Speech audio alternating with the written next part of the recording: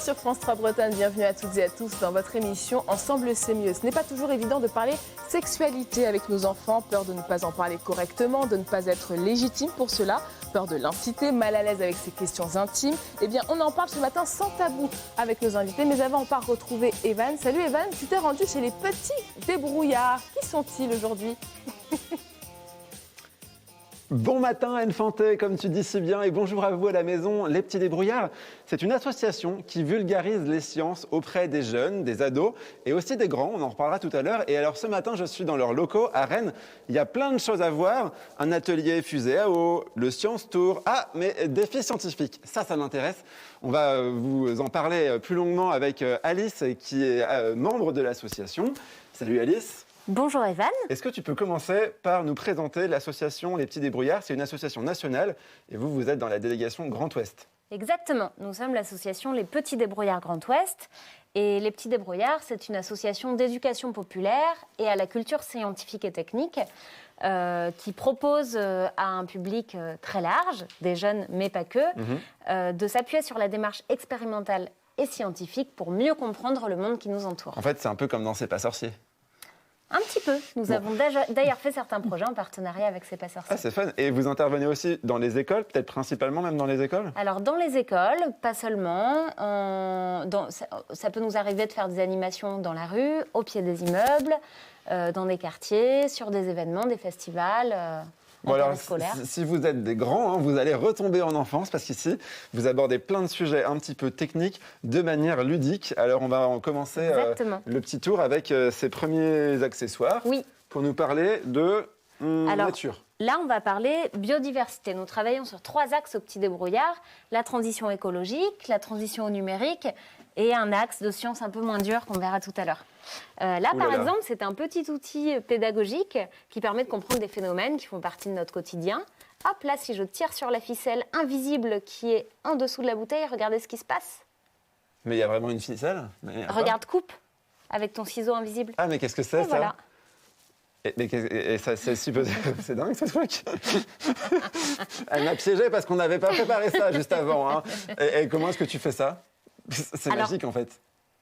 Il faut que tu expérimentes pour mieux comprendre. Et ça permet justement de comprendre quoi? Ça permet de comprendre comment fonctionnent les sous-marins, par exemple. Ça marche pas en tout cas. On en reparlera après l'émission. Bon d'accord. On va continuer alors du coup à montrer comment est-ce que vous sensibilisez aussi les jeunes aux technologies. Je te laisse avancer un petit peu. Notamment en leur présentant ce qu'est cette chose. Une disquette, en effet. Que les jeunes ne connaissent pas. Et on n'hésite pas à éclater des ordinateurs, ça c'est l'animation de l'ordinateur éclaté, pour analyser, observer quels sont les contenus, les différents composants à l'intérieur d'un ordinateur. Ça doit plaire, j'imagine, aux ados. Ah oui, ça marche super bien. Et pouvoir extraire, démonter ces composants pour construire par exemple des manettes de jeux vidéo, des petits objets électroniques qui sont un peu fun, comme celui-ci. Un peu comme en classe de technologie au collège. Vous avez aussi toute une équipe qui travaille avec les enseignants, mais pas que, les structures éducatives, pédagogiques, pour créer des supports aussi sur mesure, comme on peut voir ici. Exactement. On propose des animations, mais on propose également, on crée des contenus pédagogiques, des malles pédagogiques. Là, c'est une malle qui s'appelle Être humain, vivre ensemble, qui a été créée en partenariat avec la Fondation Lilian Thuram. Donc on y découvre plein de parcours. Ça a l'air fun, c'est ludique. C'est toujours ludique. Au Petit Débrouillard, il n'est pas nécessaire d'être triste pour être sérieux. Voilà, et ce sera la conclusion de notre première partie. Anne Fanté, on va te laisser ouvrir ce dossier du jour. Et puis on se retrouvera après pour voir justement comment ici, les sujets sur la sexualité sont abordés auprès des jeunes. En attendant, moi, je vais faire quelques petites révisions sur le sujet. Ça tombe bien. Ça me rappelle mon adolescence. C'est ça, merci beaucoup. Evan, et justement, il existe encore beaucoup de tabous autour de la sexualité. Nous sommes souvent bien embêtés quand il s'agit de parler sexualité aux enfants. De quoi peut-on parler et à quel âge? Élément de réponse dans ces images et on en discute tout de suite après avec nos invités. Manon m'a demandé comment on faisait des bébés. J'espère que t'as assuré. Près de 4 jeunes sur 10 ne parlent pas de sexualité avec leurs parents. Et pourtant, ce sujet ne doit pas être un tabou. Encore faut-il trouver les mots adaptés à chaque âge. Dès 3-4 ans, à la question « Comment fait-on les bébés ?», dites la vérité sans être cru.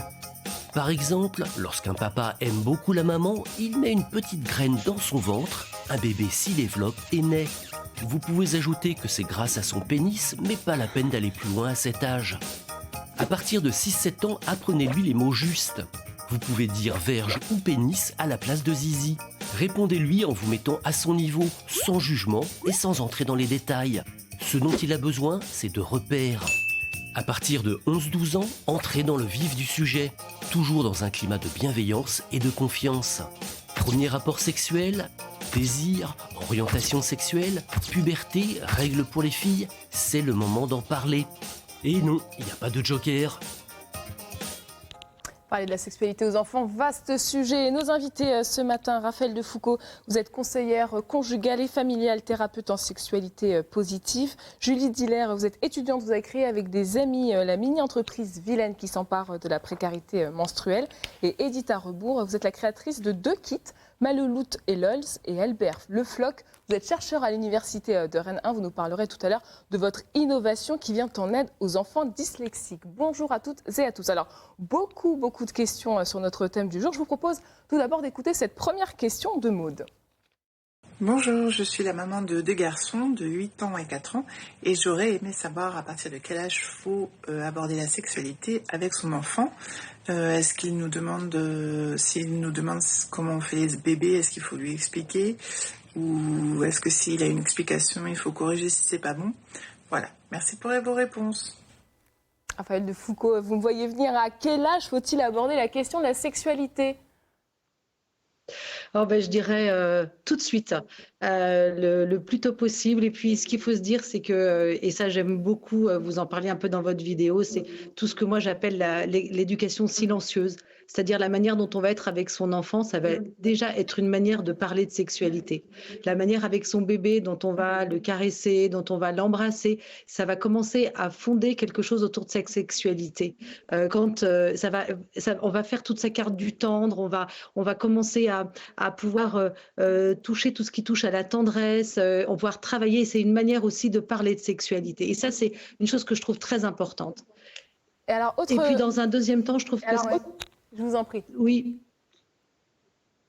Oui, moi, ce que je trouve aussi très important, c'est quand le bébé va être, ou l'enfant va être rentré dans le bain, c'est commencer par lui dire que c'est parti, il y a certains endroits, il peut se les laver tout seul, que ça fait partie de son intimité. Et c'est une manière de commencer. Et puis, comme vous le disiez aussi dans la vidéo, une autre chose que je trouve aussi très importante, c'est quand l'enfant pose une question, c'est renvoyer la question en lui demandant, mais qu'est-ce que tu sais par rapport à ça ? Et ça va vous permettre de savoir, de se situer là où il en est. Et justement, sur cette question, quand il demande, par exemple, pourquoi les filles n'ont pas de zizi, qu'est-ce qu'on peut répondre ? C'est une question qui revient souvent en maternelle, notamment. Oui, complètement. C'est en fait ce qu'il faut se dire, c'est que l'enfant, il a un regard sur le sexe, en tous les cas, qui n'a rien à voir avec le nôtre. Lui, il est dans une phase d'exploration. Donc en fait, quand il va aller poser ces questions-là, c'est dire, moi, je n'ai pas de zizi, le garçon, il en a un, comment ça se fait? Donc c'est simplement expliquer que lui, c'est un garçon, donc il a un zizi qu'on appelle aussi un pénis, et puis que les filles ont aussi une vulve, et que c'est différent, que c'est leur sexe aussi. Donc je crois que les mots simples, c'est ce qu'il y a de mieux. J'ai mis une bibliothèque derrière moi justement pour bien dire à tous les parents que c'est pas de temps en temps pas la peine de lire tous les livres de la Terre et que savoir se faire confiance aussi et dans la simplicité, c'est souvent ce qui marche le mieux. Alors vous, Edith Rebourg, vous avez créé 2 kits pour préparer finalement les plus grands, à la fois sur la question des règles, sur les premiers rapports, et c'est un cheminement personnel qui vous a mené dans un tel projet finalement. Oui, tout à fait. En tant que mère. Oui, exactement. C'est en tant que maman, effectivement, donc ma fille, qui à l'époque devait avoir effectivement ses règles, ne savait pas trop comment les aborder, surtout à l'école si ça survenait. Donc ce qui s'est passé, c'est que j'ai cherché, j'ai pas trouvé, donc je l'ai créé. Parce que c'est vrai que c'est simple en fin de compte de donner des serviettes hygiéniques effectivement à nos enfants, ou peu importe effectivement la protection hygiénique, mais ce qui est le plus important, c'est leur expliquer à quoi ça sert et pourquoi en fin de compte la jeune fille effectivement va un jour avoir ses règles. Donc c'était donc après passionné par effectivement le parcours de vie de la première étape qui est l'enfance pour les premières règles.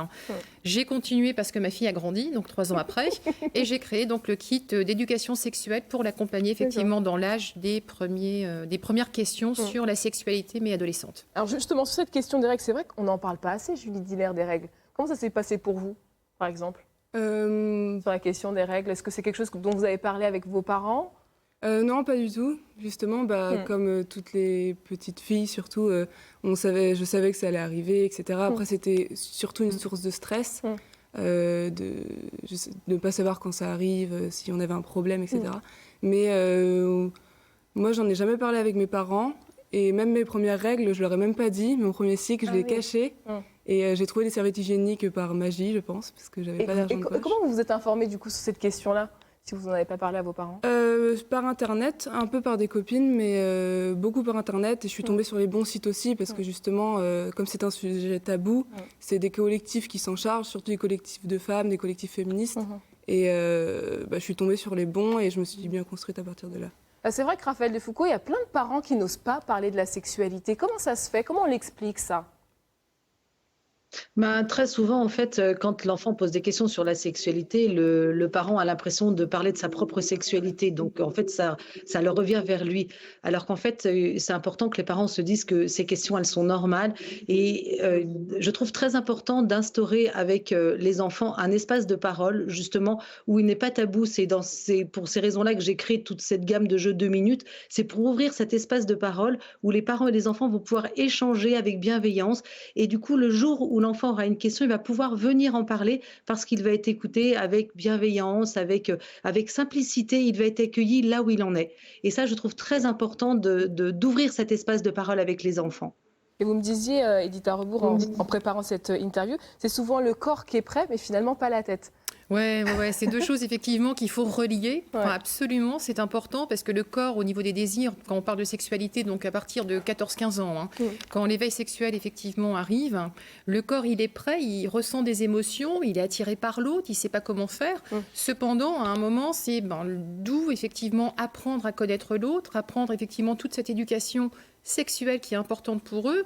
C'est aussi une histoire de consentement, des problèmes qui peuvent survenir. Je veux dire, à un moment, c'est relier effectivement cet apprentissage au niveau de la tête, leur dire, si tu es prêt, vas-y. Il ou elle est prête, allez-y. Mais par contre, soyez prêts tous les deux au même moment. C'est important. Qu'est-ce que vous proposez dans vos kits pour que ce soit des questions qu'on arrive à appréhender plus facilement? Alors dans ce kit-là, en fin de compte, c'est 3 kits en un. C'est un kit pour il, elle et eux quand ils se retrouvent. Donc ils peuvent se le partager mutuellement. Et puis quand ils se retrouvent, donc ils vont lire effectivement le nous ensemble. Donc ils vont retrouver 3 guides. Donc dans le lui, je parle effectivement de la puberté du garçon qui est vraiment très importante pour apprendre effectivement à se connaître. Et je vais apprendre aussi aux garçons, parce qu'on leur apprend depuis le plus jeune âge qu'un garçon ne doit pas avoir d'émotion, ne doit pas pleurer, ne doit pas ceci, ne doit pas cela, donc tu es un homme. Cependant, le garçon, on oublie effectivement l'étude de la masculinité, qui est vraiment aussi importante que l'étude de la féminité, l'étude des règles, l'étude de la menstruation. Et donc, on apprend effectivement, le garçon apprend ce qu'est la femme. Pareil pour la fille, donc c'est pareil, elle va apprendre effectivement ce qu'est le garçon. Et dans le nous, en fin de compte, ils vont apprendre dans tout ce qui va être... ce qu'ils vont faire effectivement dans le consentement, le genre, la sexualité, c'est un mélange de tout. Donc ils vont trouver effectivement des outils donc pédagogiques que sont les guides et un calendrier donc menstruel et de cycle. Et donc après des outils effectivement qui sont en termes de besoins, des lingettes intimes et puis des préservatifs pour bien se protéger. Alors Edith Arrebourg a créé des kits, vous Raphaël Defoucauld vous avez créé des jeux. On sent que quand même il y a un manque sur cette question-là. Alors on pense souvent que l'école suffit à parler de ces sexualités-là, alors qu'il y a un vrai vide en fait pédagogique autour de cette question. C'est clair. Moi, je suis frappée quand j'interviens dans les écoles de voir que quand je demande aux enfants qui en entendent parler à la maison, il y en a 2 dans la classe qui en parlent en famille. Alors qu'en fait, dans le quotidien, il y a plein d'événements qui permettent de pouvoir en parler. On croise dans la rue une femme enceinte ou on en a une dans son entourage. Et puis parler de sexualité, c'est assez réducteur. Je trouve que c'est important d'y apposer le mot d'affectivité. Parce que dans l'affectivité, il y a la relation à l'autre, il y a tout ce qui va toucher à l'engagement, à la fidélité, à toutes ces notions-là qui font partie de la sexualité. La sexualité ne se résume pas à la génitalité. Et que souvent, les parents sont gênés avec la génitalité, alors qu'en fait, c'est important d'ouvrir un espace de dialogue auprès de tout ça. Donc avec les enfants un peu plus grands, comme vous disiez, parler de contraception, parler de masculinité, de féminité, c'est extrêmement important. Et tout ça, ça fait partie de la construction de la sexualité du jeune. En tout cas, il y a des jeunes qui s'emparent de cette question. Vous, Julie, vous avez créé la mini-entreprise Vilaine qui lutte contre la précarité menstruelle. Alors, pour ceux qui ne connaissent pas, expliquez-nous de quoi il s'agit. En fait, c'est quand, du coup, l'année dernière, pour ma 2e année d'économie, j'avais la possibilité, avec des gens que je ne connaissais pas encore, de monter un projet grâce à une organisation qui s'appelle EPA, donc Entreprendre pour apprendre. Et donc, on s'est retrouvés, on a monté une équipe avec 6 autres copines. Et on a décidé, parce que ça nous semblait logique, de créer une entreprise qui fait partie de l'économie sociale et solidaire de serviettes hygiéniques lavables, locales, biologiques. Et en partenariat, oui, avec une association qui lutte contre la précarité menstruelle. Donc c'est May Menstruation NU. Et donc oui, elle lutte contre la précarité menstruelle et la déscolarisation des jeunes filles, parce que trop souvent, ça peut être lié dans d'autres pays que le nôtre. Et vous me disiez en préparant à cette interview que parler de la précarité menstruelle, finalement, vous étiez en train d'éduquer aussi ceux qui étaient autour de vous, même les hommes, parce qu'en fait, sur cette question-là, ils ne se rendent pas bien compte de ce qui se joue. Oui, c'est vrai. Même Dominique Cordero, donc, le président de PA Bretagne, que je salue, nous expliquait que oui, d'avoir parlé, d'avoir épaulé notre projet, parlé avec nous de la précarité menstruelle, ça lui a fait se rendre compte de ce que c'était. Parce que c'est encore considéré comme un problème exclusivement féminin, ce qui ne devrait pas être le cas. Oui, on devait être tous sensibilisés. C'est ça, exactement. Et oui, même avec ma famille, ça nous a ouvert. Et même les filles que j'avais jamais rencontrées jusque-là, notre première réunion, on a tout de suite parlé de menstruation, etc. Donc forcément, ça crée des liens. Alors, à l'ère de MeToo, Raphaël Descoupes-Foucault, on ne peut pas éviter cette question du consentement. Comment on sensibilise l'enfant, l'ado, sur cette question-là ? Ah, ça, c'est une super bonne question. Le consentement, c'est fondamental. Ce qui est important, c'est qu'un oui qui est donné n'est pas un oui pour toujours. Il y a une petite vidéo qui circule, qu'on trouve très facilement sur YouTube, qui compare le consentement à une tasse de thé. Et j'invite tout le monde à regarder cette vidéo parce qu'elle est vraiment géniale et qu'elle explique que oui, il y a un moment où on peut dire oui, mais quand on dit oui, c'est pas un oui tout le temps. Et un oui d'un jour n'est pas le oui de tous les jours. Donc, cette notion de consentement, elle est fondamentale. Aujourd'hui, je rencontre trop de jeunes qui ont des relations qui ne sont pas forcément complètement consenties. Et quand je les rencontre ensuite, plus tard, en tant que thérapeute, il y a des oui qui n'ont pas été dits 10 ans avant, qui sont encore pleurés après. Donc, c'est quelque chose qui est très, très important. Véritablement important. Edith Arrebourg, j'imagine que vous avez aussi exploré cette question du consentement. Oui. Non, moi je dirais simplement, je suis complètement d'accord. C'est oui, non, c'est non. On ne va pas au-delà. C'est oui, j'ai envie. Oui, on a envie tous les deux. C'est oui, c'est oui, non, c'est non. J'ai pas d'autre. C'est aussi clair. Oui. Il faut que ça rentre dans la tête aussi. Oui, il faut que ça soit vraiment clair. Il faut que ça soit. Faut pas qu'ils hésitent. Faut pas hésiter. Alors, il nous reste 1 minute 15. Je sais que c'est très court. Avec les réseaux sociaux et la force de frappe de YouTube, les enfants sont aussi très tôt confrontés à la pornographie. Comment les préparer au flot de mots et d'images auxquels ils vont être confrontés, Raphaël Descoupes-Foucault? C'est une question aussi qui revient très, très souvent. Oui, clairement.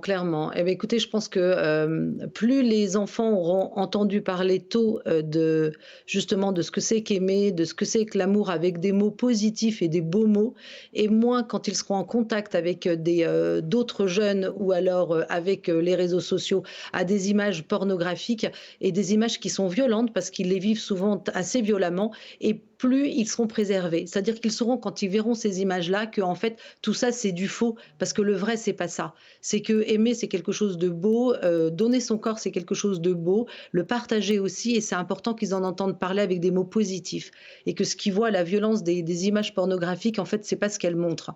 Et du coup j'incite tous les parents de ne pas hésiter à parler de la beauté, de ce que c'est que aimer, et ça les aide énormément à se construire, les enfants. Ce sera la conclusion de notre dossier du jour. Très, très belle conclusion. Apprendre à s'aimer. Merci à toutes d'avoir participé à notre dossier du jour. J'espère que chez vous, on a pu répondre à quelques-uns de vos interrogations. Et justement, Evan, toi, si tu es en compagnie des petits débrouillards, et eux aussi s'emparent de la question de la sexualité. Exactement, Anne Fantet, chez les petits débrouillards, vous abordez ce sujet un peu compliqué ou qui va faire souvent pouffer de rire les ados, la sexualité, de manière décomplexée. Pierre, est-ce que tu peux nous montrer comment vous faites ? Alors, on a plusieurs façons d'aborder la sexualité et la vie affective. L'important, c'est un peu rendre c'est un sujet qui peut être tabou quand même. Donc, on va essayer de mettre en place un certain nombre d'animations, de modules. Donc là, on a une partie de la Sex Brace, quelques modules qui permettent... Alors, juste pour redonner un peu de contexte, la Sex Brace, c'est une sorte d'exposition itinérante. Oui, une exposition itinérante où les élèves vont pouvoir intervenir directement dessus.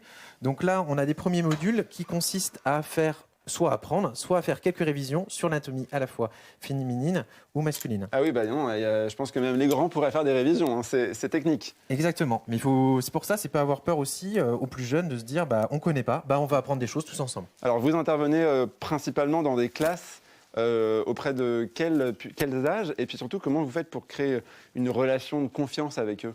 Alors, généralement, on intervient, les outils que je vous ai présentés là, c'est plutôt pour les collégiens, lycéens, mais on se rend compte que les jeunes adultes, ou même les adultes en général, ça peut intéresser, ne serait-ce que pour faire des révisions, comme pour toi par exemple. Moi, je vais prendre des cours après. Moi. Exactement. Ce qui est important, c'est de mettre vraiment une ambiance... un cadre bienveillant. Donc, par exemple, ça peut passer par des choses toutes simples. Dans certaines classes, ça va être plus simple de demander aux profs de sortir pour que les élèves ne soient pas gênés de parler face à un adulte qu'ils vont recroiser le lendemain. Nous, on intervient ponctuellement. Ils ne vous reverront plus jamais. On ne verra plus jamais. Au pire, on laisse une petite question, une boîte à questions, on donnera les réponses plus tard. Et voilà, c'est du one-shot, mais ça permet d'être... Je peux poser ma question tranquillement. Et alors, vous vous basez aussi sur des supports qui, mine de rien, font partie de notre quotidien, la publicité, pour aborder des notions hyper importantes. Je te laisse commenter. On vous a sélectionné 3 exemples de publicité au goût un peu douteux. Hein. Voilà, le but, c'est de montrer aussi tout ce qui est les sentiments, la sexualité. On en parle à longueur de temps, mais on ne voit pas forcément ce que c'est. Donc là, c'est ce qu'on appelle un photolangage. Le but, c'est de demander au public de montrer quelle publicité les choque et d'essayer d'expliquer pourquoi. Nous, le but, c'est pas de dire c'est bien, c'est pas bien, mais c'est d'essayer de déconstruire pourquoi, par exemple, un certain nombre de jeunes trouvent cette publicité pour la SPA particulièrement choquante. Parce que c'est un couple d'hommes qui adopte un petit chien. Et donc là, nous, on va essayer de voir pourquoi c'est choquant pour eux et essayer de déconstruire comme ça. Et du coup, provoquer la discussion. Il y en a aussi une faite par France 3 d'ailleurs. Nous aussi, on sait faire des émissions avec des cochons, des chiennes et des porcs. Évidemment, 30 millions d'amis. Hein. Mamie, à quoi d'autre est-ce que tu pensais? Est-ce que c'est peut-être aussi une façon, on parlait tout à l'heure, les invités sur le plateau, de l'accès à la pornographie, de rétablir la balance, montrer aux jeunes que la pornographie, c'est pas la vraie vie. Voilà. Alors nous, notre message, c'est pas du tout que le porno va être bien ou ça va être mal, mais quand on a maintenant 11 ans, même moins, on a un smartphone en poche, on a accès en 2 clics à du contenu pornographique, que ça soit voulu ou non. Je ne sais plus exactement les chiffres, mais une grande majorité des enfants arrivant à 15 ans a déjà été confrontés à des images pornographiques. Nous, notre but, ainsi que les autres acteurs médicaux et sociaux, ça va être d'apporter un autre son de cloche. Leur dire, par exemple, cette représentation de la femme que tu as dans le porno, est-ce que c'est bien, pas bien, qu'est-ce que tu en penses? Est-ce que tu peux avoir des performances physiques qui sont celles d'athlètes quand même quand on regarde du porno? Donc ça va être déconstruire tout ça, et en plus, on peut prendre le temps d'en rigoler, c'est pas grave, juste apprendre tous ensemble dans un cadre qui est bienveillant. Bon, on n'a pas le temps de l'aborder, mais vous êtes aussi formé pour ça. C'est quelque chose que vous prenez vraiment très au sérieux. On va se retrouver dans quelques minutes maintenant pour parler d'un tout autre sujet. On va aller dans le laboratoire un peu expérimental, parler d'équilibre, de notions de physique, toujours de manière fun et ludique. C'est vraiment la signature des petits débrouillards. On se retrouve tout à l'heure pour un petit défi. Je ne vous en dis pas plus. Je pense qu'Anne Fantet, tu ne vas pas trouver la solution. Enfin, je serais surpris si tu la trouvais. J'ai hâte de t'entendre. Allez, à tout à l'heure, Evan. Et vous le savez, chaque jour, coup de projecteur sur des métiers méconnus ou des secteurs qui recrutent. On vous emmène ce matin dans les coulisses d'un technicien de maintenance dans l'éolien. Voici le portrait de Marvin.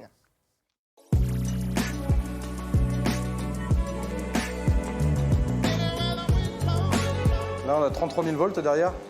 Donc du coup, on ne peut pas se permettre d'y aller sans avoir coupé l'énergie électrique avant. Je m'appelle Marvin Maillet, j'ai 31 ans et ça fait 3 ans et demi que je suis technicien de maintenance éolien.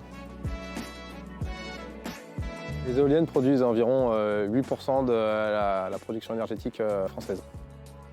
J'ai déjà entendu dire qu'on avait des moteurs à gasoil dans les éoliennes, c'est faux, entièrement faux. Les éoliennes fonctionnent juste avec le vent et de l'énergie mécanique. Il y a beaucoup de vibrations dans une éolienne. Du fait de ces vibrations-là, on peut avoir des fois des petites choses qui se desserrent un petit peu, quoi. Et on va juste perdre le capteur à cause de ça.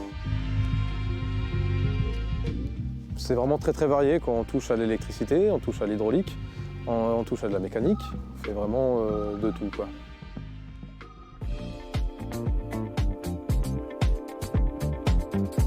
Donc là, on est dans ce qu'on appelle, nous, le hub, donc le nez de l'éolienne. On a les 3 pales. une à ma gauche, une à ma droite et une en dessous de moi. Là, sur le parc auquel on est à 120 mètres. C'est une des plus hautes. Après, on peut descendre à 80, 67 mètres pour vraiment les plus petites. Mais en général, c'est une centaine de mètres. Ça, c'est l'arrière de la turbine. Donc sur le tour, on y vient principalement pour 3 choses. La première, c'est de contrôler l'échangeur. Donc ça, c'est ce qui va permettre un gros refroidissement de la turbine.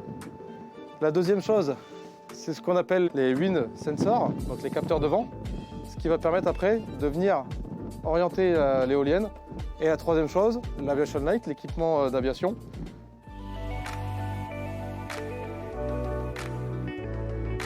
C'est le bonheur, on est là-haut, on est à 100 mètres de haut et il y a le vent, tout ça, tout le paysage autour et c'est magnifique. On se dit qu'on travaille quand même pour notre futur et pour le futur de nos enfants aussi, puis de leurs enfants, ainsi de suite. Et c'est quand même valorisant, quoi, rien que pour nous. Vous me disait Edita, faut pas avoir peur du vertige. Voilà, pour ce portrait, on va plus loin avec Lionel Leborgne. Bonjour Lionel, vous êtes conseiller Pôle emploi à Rennes. Alors Marvin le disait à l'instant, le technicien de maintenance est un métier touche à tout. Comment peut-on se former à ce métier ?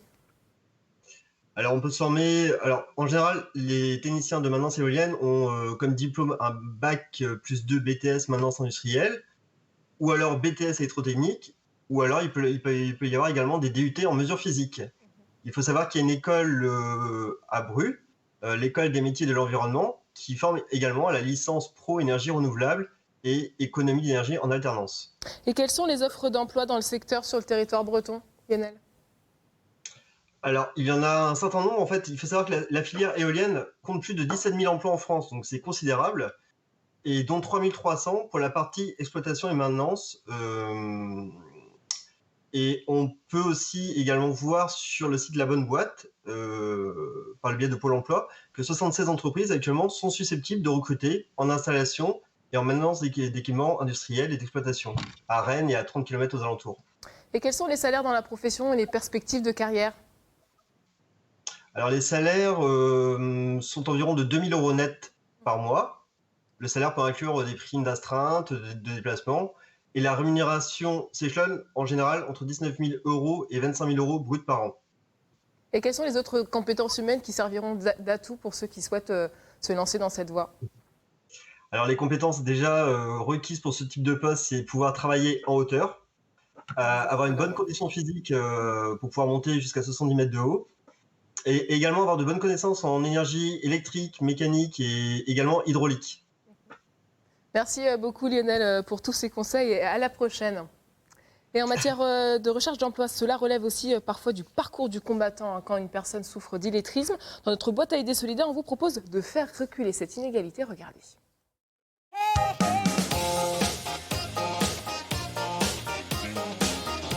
J'ai envie de m'engager pour lutter contre l'illettrisme. T'as raison, c'est important. Aujourd'hui en France, 2,5 millions de personnes, soit 7% de la population âgée de 18 à 65 ans, ne maîtrisent pas les compétences de base pour lire, écrire et calculer, alors même qu'ils ont été scolarisés. Ne pas pouvoir écrire un message, lire le carnet scolaire des enfants, comprendre une notice de médicaments, faire ses comptes, la vie quotidienne devient très compliquée. Si vous voulez aider ces personnes, rejoignez une des très nombreuses associations de lutte contre l'illettrisme. Pour en trouver une près de chez vous, rendez-vous sur le site de l'ANLCI, l'Agence nationale de lutte contre l'illettrisme, anlci.gouv.fr. Jackie est bénévole formateur à l'association Clé, comptez lire, écrire, depuis 11 ans. J'ai trouvé des gens en souffrance, qui ont honte de leur réalité, qui ont peur du jugement des autres. Alors le défi était de taille, c'était leur redonner confiance en eux pour les faire passer d'un cercle vicieux, je sais pas faire, je sais rien faire, à un cercle vertueux pour qu'ils se réintègrent socialement. Quand vous rencontrez un père de famille qui vous dit « je suis un mauvais papa parce que je ne peux pas accompagner ma fille le soir dans sa lecture de CP », on ne peut pas rester sans rien faire. Alors je me suis senti privilégié, d'autant que je vis une belle aventure humaine avec d'autres bénévoles et salariés qui partagent les mêmes valeurs fondatrices de l'association. Écouter, comprendre, accueillir et accompagner. Combattre l'illettrisme, c'est permettre à de nombreuses personnes de mieux s'insérer socialement et de retrouver de la dignité. Et c'est une autre pathologie liée à la lecture qui touche entre 500 et 700 millions de personnes dans le monde, la dyslexie. 2 physiciens bretons ont été récompensés par l'Académie de médecine pour leurs recherches. Albert Le Floch, merci d'avoir accepté notre invitation. Avec Guy Roparts, vous travaillez depuis des années sur la dyslexie. Alors rappelez-nous rapidement, qu'est-ce que c'est que la dyslexie d'abord ? Oui, bon, la dyslexie, c'est quelque chose donc qui fait que un enfant a des problèmes pour les apprentissages, notamment pour la lecture et l'écriture, et donc ça pénalise évidemment toute la scolarité pour ces enfants-là. Et donc ils doivent donc suivre, enfin ils sont suivis par des orthophonistes, etc. pendant de nombreuses années. Et donc on s'est attaqué à ça parce que donc on est physicien, le fil d'Ariane, ça sera la lumière. On a donc étudié les lasers, c'est la lumière qui sortait de ces systèmes-là. Alors qu'est-ce que vous avez découvert ? Qu'est-ce qu'on a découvert ? Eh bien, on est donc passé de la lumière donc des lasers à la lumière qui rentre dans les yeux. Et donc on savait aussi que la dyslexie, c'était le principal suspect, c'était le cerveau. Donc, par les yeux, on rentre par 2 autoroutes qui vont au cerveau, des 2 nerfs optiques, c'est les choses les plus importantes. Et donc là, comme on est opticien, eh bien, on était relativement à l'aise et on s'est posé comme question, vous voyez, un truc simple. Lorsque, par exemple, vous regardez quelqu'un, vous me regardez, vous voyez bien que si je fais ça, si je ferme un œil, je ferme l'autre, les 2 yeux ne voient pas tout à fait la même chose. Et donc, comme on n'a qu'un seul cerveau à l'arrière, eh bien, mettez-vous à sa place, il est obligé de s'appuyer soit sur un œil, soit sur l'autre. Donc, on a été amené à nous dire... on a de même qu'on a une main droite, une main gauche, on a un œil droit, un œil gauche, et donc d'où ça vient ? Est-ce que c'est sûr ? Donc c'est ce qu'on a sur la vue que vous aviez tout à l'heure. Par exemple, on a regardé donc là, on a cherché la cause, donc une cause qui était recherchée depuis plus d'1 siècle déjà. Et vous l'avez trouvée ? Et on l'a trouvé au fond des fovéas, des yeux. Alors l'œil, c'est donc quelque chose qui fait, la rétine fait 2,5 cm. Après, au centre, il y a une petite zone qui fait 1 mm de 5 de diamètre, c'est la fovea. Et au centre de cette fovea, il y a une partie minuscule, donc qu'on appelle donc, c'est là que se place ce qu'on appelle les taches de Maxwell. Il y a un petit trou, donc dans la distribution des cônes, par rapport à un poste de télé, par exemple, où il y a donc des pixels verts, rouges et bleus. Eh bien, dans l'œil, c'est la même chose, à part que dans le bleu, il y a une petite zone toute petite où il y a 0 cône bleu. Et c'est ça qu'on a eu la curiosité de regarder, et ça nous a donné plein de surprises. Ouais, et c'est très, très technique. Alors, ça fait 15 ans que vous travaillez sur cette question. Il faut quand même être courageux pour traiter de cette question-là aussi longtemps. On est scientifique, avec mon collègue, Guy Roparts, par définition, on est courageux. Donc, pas de problème de ce côté-là. Et ça représente quoi pour vous, cette distinction de l'Académie ? Oh, ça nous a quand même consolé un peu de nous dire qu'on n'avait peut-être pas perdu notre temps, d'autant plus que, comme il y a tant d'enfants en particulier qui en souffrent, bon, on reçoit, par exemple, au laboratoire, on a dû recevoir 200 familles venues d'un peu partout. Ça nous fait plaisir quand on voit un enfant qui sourit à la fin. Parce que vos travaux aujourd'hui donnent lieu à des concrétisations. Je crois que vous nous avez amené 2 petites choses. Alors, il y a d'abord les lunettes. Oui, alors donc on a mis au point, donc on a essayé de comprendre les mécanismes qu'on appelle compliqués qui se passent dans le cerveau, entre les 2 hémisphères. Et donc, on a déduit, en tant que physicien, il y a un petit délai entre le temps que met une information pour aller d'un côté du cerveau à l'autre. Et ça nous a permis de proposer donc des systèmes pour corriger ce qui pénalise les enfants dyslexiques. Et donc, il y a par exemple ici une paire de lunettes que donc le groupe Atoll a développé. Donc, c'est des lunettes électroniques. C'est-à-dire que quand on regarde à travers, on voit qu'elles se ferment et s'ouvrent donc en gros 80 fois par seconde. Et ici, vous avez le même système avec une lampe, donc on peut l'éclairer, vous voyez. Il y a une pile, donc, et l'enfant peut éclairer sa feuille, et a donc des boutons qu'il règle, 2 qu'il règle. Et donc, ça a le gros avantage, c'est qu'un enfant dyslexique n'arrive pas à lire parce qu'il y a de l'encombrement. Il y a plein de choses autour qui n'ont rien à y faire. Et donc, la lampe ou les lunettes effacent le tableau, en quelque sorte, et il voit le texte comme les autres. Sacrée découverte. Voilà. Merci beaucoup. Bon, peut-être. Albert Le Floch. En tout cas, ça va aider beaucoup d'enfants, en tout cas en France. Merci Albert Le Floch et Guy Roparts qui est dans les coulisses d'être venu sur notre plateau. Notre Paimpolé. Paimpolé, Guy Roparts. Allez, on file retrouver Evan qui nous fait découvrir ce matin l'association Les Petits Débrouillards. C'est à toi, Evan. Anne Fanté, regarde, en fouillant dans la caverne d'Ali Baba de l'association des petits débrouillards, j'ai trouvé cet objet préhistorique. Je rigole, il y a beaucoup d'entre vous qui savent, qui évidemment tout le monde sait ce que c'est, mais les plus jeunes n'ont jamais vu un lecteur cassette. Non, et là où on fait de l'éducation aux sciences, et peut-être aussi l'éducation aux techniques, c'est que ça évolue très très rapidement, entre autres avec le numérique. Et ben on prend un vieux magnétoscope, on bidouille, on trafique, on essaie de le remettre en marche, et généralement ils adorent. Bon alors, on vous avait promis un petit défi, un petit casse-tête. Je te laisse nous expliquer, Pierre-Yves. Vous allez avoir quelques minutes pour y réfléchir. Alors, ton objectif, c'est comment tu pourrais mettre 6 clous sur un clou. Donc, il faut que les 6 clous tiennent en équilibre sur ce clou, sur un clou. sans toucher le sol. Je confirme, aidez-moi. Et ça, c'est une façon... Ah, j'en ai fait tomber, hein, ça commence bien. C'est une façon d'apprendre aux jeunes l'équilibre, j'imagine. Ouais, des notions d'équilibre, des notions de physique qui peuvent être compliquées d'un point de vue... tu vois ça en cours, ça va être chiant, barbant avec des formules. Là, tu vas juste faire des essais-erreurs et à la fin, tu vas trouver une solution qui peut être assez agréable à regarder. Bon, Anne Fanté, je compte sur toi pour trouver la solution d'ici la fin de l'émission. On pourrait proposer à Albert Le Floch, peut-être, il a peut-être une réponse pour nous parce qu'il est physicien. Bon, j'ai pas bien compris la question, mais enfin, il faudrait me la répéter. Comment on fait tenir 6 clous? Bon, on vous donnera la réponse d'ici la fin de l'émission. Non, je me déclare incompétent là. Ok, pas de souci. On vous donnera la réponse tout à l'heure. Pierre-Yves, ici c'est un peu une caverne d'Ali Baba. À quoi ça vous sert toutes ces grandes caisses? Alors ça, c'est un peu notre réserve pour préparer une partie de nos animations. Et le but, c'est vraiment de rendre aussi les sciences accessibles. Donc on va pas pouvoir, tout le monde ne va pas pouvoir avoir du matériel pour acheter des tubes à essai, tout ça. Bah, si tu n'as pas de tube à essai, tu prends tout simplement des vieux pots de verre. Si tu veux faire de la chimie, hop, tu prends du bicarbonate de soude. Du bicarbonate ou bien du sucre. Donc une bonne partie de nos expériences sont basées avec du matériel du quotidien. Donc les plus jeunes et les moins jeunes pourront refaire ça chez eux avec ce qu'ils trouvent dans le garage ou dans la cuisine. Et alors c'est ici, dans ce sorte de petit laboratoire expérimental, que vous préparez la plupart de vos interventions? Oui, pour toutes nos interventions, c'est important de préparer un peu ce qu'on va faire en amont pour maîtriser son sujet et savoir comment l'aborder avec les différents publics. Donc c'est important de préparer toujours pour être le plus à l'aise possible le jour de l'animation. Alors là, tu t'es lancé dans une construction d'un nouveau système. Ouais, alors c'est un hommage à des structures architecturales de tenségrité, si je me rappelle bien. Ça marchait jusqu'à 2 secondes, ça s'est effondré.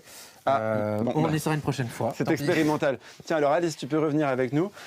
Comment faire si les gens qui nous regardent ont envie de vous faire intervenir dans une école, dans un foyer, dans une association? Est-ce que tu peux nous expliquer? Oui, alors le plus pratique, c'est de contacter l'antenne la plus proche de chez soi, puisque dans le Grand Ouest, nous sommes répartis sur 13 antennes locales, avec une équipe de salariés à temps plein qui travaillent dans les antennes locales. Donc le plus simple, c'est de se rendre sur notre site internet www.lespetitsdébrouillardsgrandouest.org et de contacter l'antenne la plus proche. Ça marche, et ben voilà, le message est passé.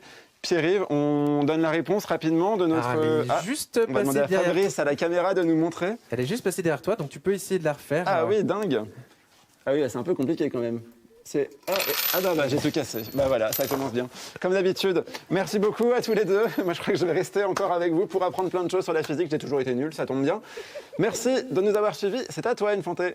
Merci beaucoup, Evan. Merci à tous nos invités d'avoir été avec nous ce matin. À suivre dans quelques instants votre journal régional. Je vous souhaite une très belle journée sur France 3 Bretagne.